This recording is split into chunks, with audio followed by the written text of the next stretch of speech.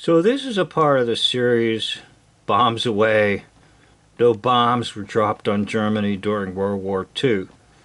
And I'm borrowing a video from the channel called World War II U.S. Bombers. Now the gentleman that operates this is very knowledgeable, very sincere, and probably has the most vast amount of information available on bombing in World War II.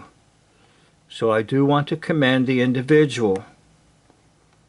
The purpose of this video is not to condemn nor to embarrass, but the purpose is to simply say we've all been hoaxed. Now, in my own life, I was very much a fan of anything World War II.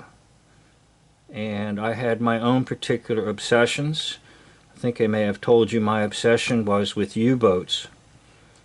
So here we're going to take this video and we're going to talk a little bit about the fact that you've been duped. So he will say that the height of these planes are flying about 25,000 feet, a speed of maybe 240 miles per hour, and they're dropping bombs. So if they're coming out one at a time, which this seems to indicate, how can they be coming out at a straight line if this is going 240 miles per hour? So he has a nice little quote there about Hitler built a fortress and he forgot to put a roof on it. So another video I've been shown, the so-called devastation of Europe, shows buildings with their roofs blown off, but yet there are trees around and there are light posts unaffected and the streets are just fine. Anyhow, stay tuned. We're taking this on like I took on the Titanic. You can see my videos on the Titanic on Village Prisoner Set Free. And I also uploaded some of them on one of my other channels. I forget where I put them. Anyhow, called Titanic Lies. To the concepts involved in strategic bombing and review the destruction inflicted by the most common World War II aerial bomb. The aim of any bomber is to destroy the enemy's ability to make war. This is accomplished by attacking ground installations, naval assets, supply lines, factories, and even personnel by aerial bombing. The B-17s dropped more bombs than any other American bomber in World War II. The British Lancaster actually dropped more tonnage of bombs than the B-17s. Explosive fill in aerial bombs well exceeds the explosive fill of artillery projectiles of similar weight. So the average bomb weighed 500 pounds, and he said the average load on the B-17 was about 6,000 pounds.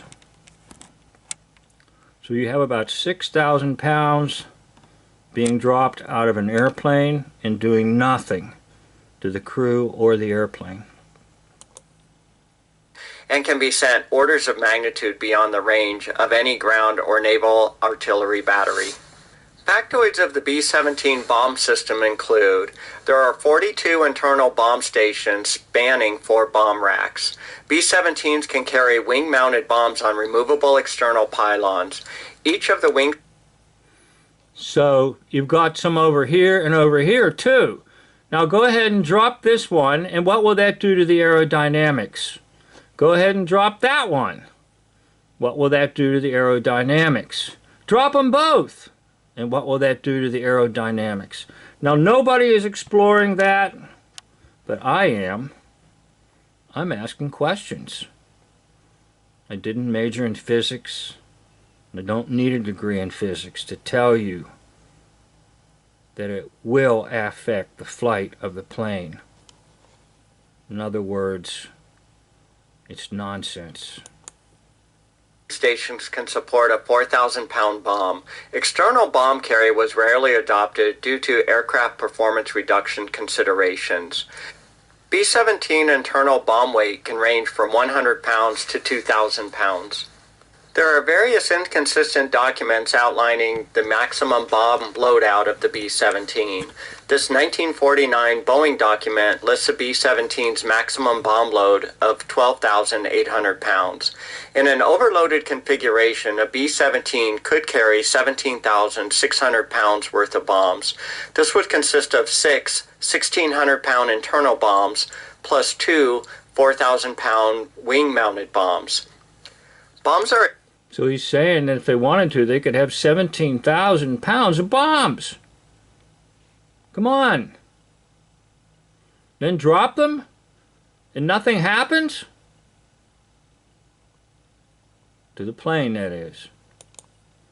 Accessible during flight by crew members traversing a narrow Bombay beam catwalk. The Bombay is located at the intersection of the wing spars, fuselage bulkhead frames, and catwalk. The catwalk is a load-bearing keel beam. The Bombay is located in the most structurally sound compartment of the B-17. By the time the war ended, about 40% of Germany's urban core had been destroyed. So they're going to come up with a statistic. 40% of the urban areas are destroyed. Well, I'm going to say 0% were destroyed by bombs dropped from airplanes. Now, there would have been destruction on the ground with controlled demolition to mimic aerial bombing. I said controlled demolition on the ground to mimic aerial bombing. Back to Dave J. War is strategic relocation and controlled demolition. Now I add a third, and that is intensive propaganda. This 1947 German chart illustrates the portion of the city destroyed. The shaded areas of the circle represent the percent of the city destroyed. Virtually all the destruction was due to strategic bombing. For example, 70% of... Okay, now you just saw Cologne. I did a video on the cathedral in Cologne. Everything around is blown up except for the cathedral, right? Right? Bombs away from 25,000 feet. And everything's blown up except for the cathedral. So you'd have to watch my video on that. See the cathedral? Perfect. But everything around is destroyed. And by the way, the roads are just fine. These are models.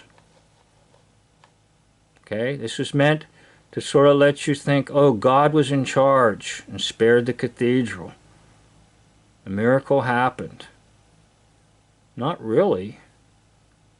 The miracle is that people believe it. That all of Germany is massively destroyed. Now that brings up another point. Even when I was not aware of the hoax-lie system, repeatedly I would come up with this question. Why is it that the United States bombed the living daylights out of Germany, along with Great Britain, and then, almost immediately after the war, they come up with, quote, the Marshall Plan to rebuild Germany? Made no sense to me whatsoever. That you spend millions and millions of dollars and risk people's lives to bomb the heck out of Germany, and then you say, well, let's rebuild Germany. You see, it makes no sense whatsoever. But it makes perfect sense if you realize there never really was a destruction of Germany. It was destruction in the mind of your ability to think correctly. Now, once again, I believed all of this at one time. I don't anymore. That's why I'm making videos. So see my video on Cologne, Germany and the cathedral. I'm not sure where I put it. Check all my channels. Bombing. For example, 70% of the city of Frankfurt was destroyed. Over 29,000 tons of bombs fell on Frankfurt. 59% were dropped by the British and 41% were dropped by the Americans. The Americans sent bombers to Frankfurt on 28 different occasions. For reference, this image represents the damage from 76 bombers releasing 269 tons of bombs over a marshalling yard. The tonnage... No, these are just models with a little bit of smoke on. They may have been made and created up in the film studio up there at Lookout Mountain near the Hollywood sign, which was a secret bunker for creating stuff like this. Incidentally, that's where the atomic bomb hoaxing stuff was created. So most likely this stuff was created up there too, with models and photographs and films and so forth, to convince the American public that Germany was bombed beyond all belief. Then we offer relief in the Marshall Plan. Okay, I'll play a little bit more, then I'll end. Dropped over Frankfurt was about 108 times this rate. Over the course of World War II, the 8th Army Air Forces operating out of England and the 15th Army Air Forces operating out of Italy dropped over 1.5 million tons of bombs over Nazi-occupied Europe. So do you really believe that? Now you do, and I'll tell you why, because they always find a, quote, an unexploded bomb. And those are hoaxes too, by the way. That's how they keep this stuff alive, finding an unexploded bomb. The x-axis of this chart is a month and year. The y-axis is the running total tonnage of bombs dropped by either the 15th or 8th Army Air Forces. The tabular data and source references shown. The totals includes bombs dropped by medium bomb. Okay, now again, there was a book out many years ago called How to Lie with Statistics. You don't need statistics to lie. You can just lie. And once again, take a look at how they're showing it even in the diagram. Like all these bombs are coming out one at a time in a straight line. And this supposedly is going 240 miles an hour, supposedly up about 25,000 feet. There's no factoring of the wind. That's always what you see when you see some idiotic documentary. One at a time they come down very nicely. And where's the camera, by the way? Oh, I suppose it's paralleling this at a speed of 240 miles an hour while it films, right? Or is it just a model somewhere in a studio? And fighters. The 8th Army Air Forces dropped 63% of all U.S. bombs dropped over Nazi-occupied Europe. The x-axis of the chart is a month and year. The y-axis is the tons of bombs dropped over... Okay, I'm not going to do an x and y axis. I'm just going to say what's just axis video right at the moment. And I'll try to do some more. Trying to show you that no bombs were dropped in Germany in World War II. Thank you for watching.